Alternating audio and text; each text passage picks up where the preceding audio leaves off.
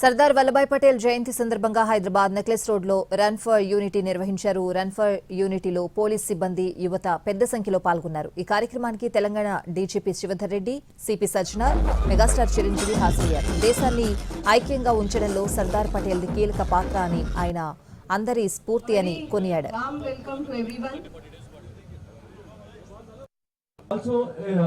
150 years of birth anniversary of Sardar Vallabhbhai Patel, the Iron Man of India, ఇవాళ పూర్తవుతుంది. కాబట్టి ఆయనకు గుర్తుగా ఈ సెలబ్రేషన్ చేసుకుంటున్నాం. మనము ఇది సంస్మరణ కాదు, ఇది ఒక ఉత్సవంలాగా చేసుకోవాలి. మనం దీనికి ఇంత పెద్ద ఎత్తున ఇది హైదరాబాద్లో ఇక్కడే కాదు, మొత్తం 6 ప్లేస్లలో చేస్తున్నాం మనం. ఇది 7వ ప్లేస్ ఇది ఈ రన్ చేస్తున్నది.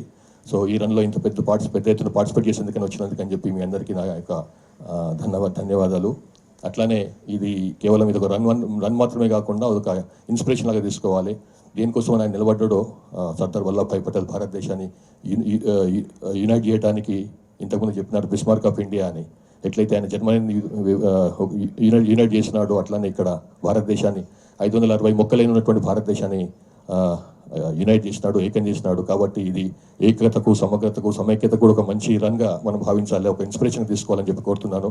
ఇంత పెద్ద ఎత్తున వచ్చినందుకని చెప్పి మిమ్మల్ని అందరినీ కూడా అభినందిస్తూ ధన్యవాదాలు చెప్తున్నాను. Thank you very much. జై హింద్.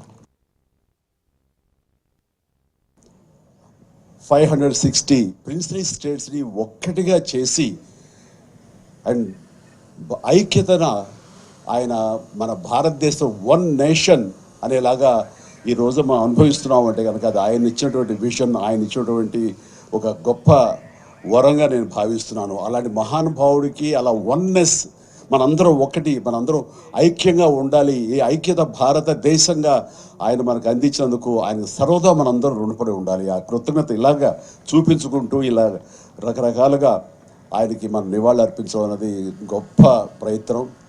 అండ్ అలాగే ఆయన ఇచ్చిన గొప్ప సందేశం ఏంటంటే డైవర్సిటీ ఇన్ యూనిటీ,